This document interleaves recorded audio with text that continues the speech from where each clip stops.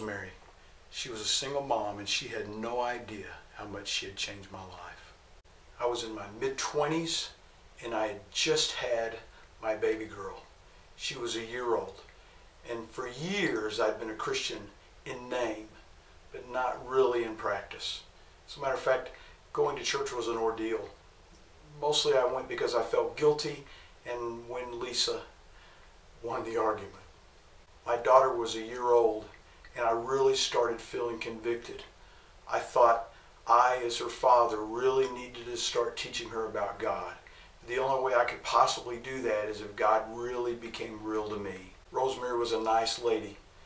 She didn't work in my department, but I had to pass her desk when I left the building and when I came into the building.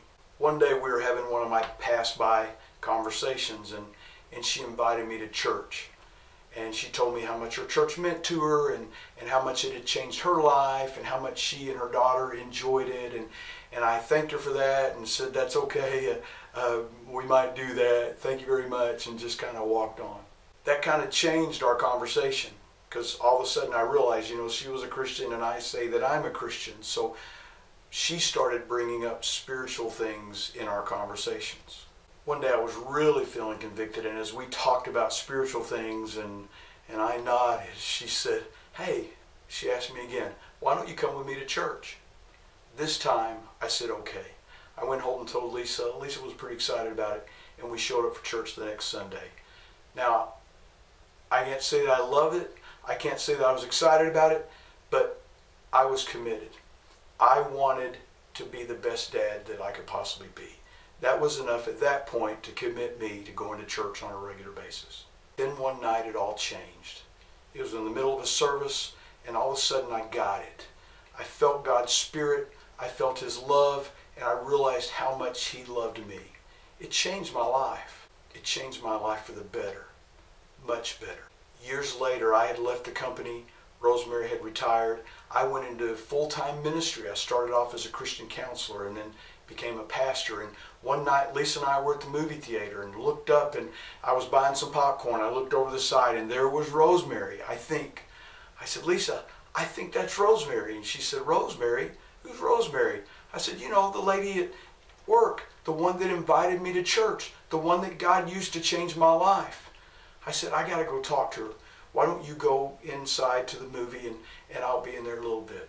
So I went over to Rosemary and introduced myself, and she was busy, she was working, but she remembered me and she gave me a nice smile. We talked about where she was at now and where I was at. We didn't have much time to talk, but I felt the pressure to blurt it out. So I said, hey Rosemary, you need to know something.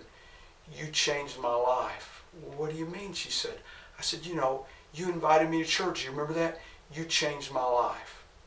Thank you so much for caring enough about me to invite me to church. She kind of teared up and she thanked me for telling her that. And we kind of ran out of time and I walked off. Did you know that 96% of Americans who do not have a church home say that they would go to church if a friend invited them? Sadly, according to a recent study, only 2% of Christians invite their friends and co-workers to church. I've been a counselor and a pastor for almost 30 years now, and I know that God changes lives. I know God is relief that the people are looking for. We live in a world now that is so pressurized, there's so much anxiety, there's so many things going on, and people are trying to find any way they can for that relief.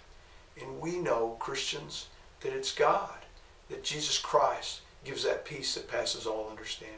We know that if we grow the love, it'll change the world.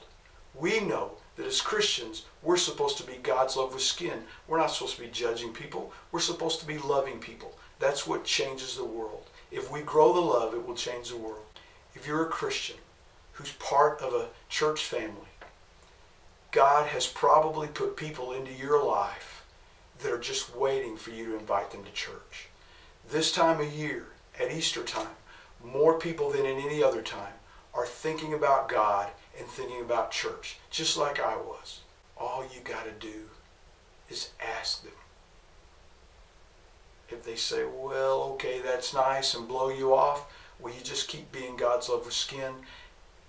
Bring up some spiritual conversations, and when you get an opportunity, you ask them again. And you know what? Maybe someday you'll be somewhere and someone will walk up to you and tap you on the shoulder and say, thank you so much for inviting me to church. It changed my life.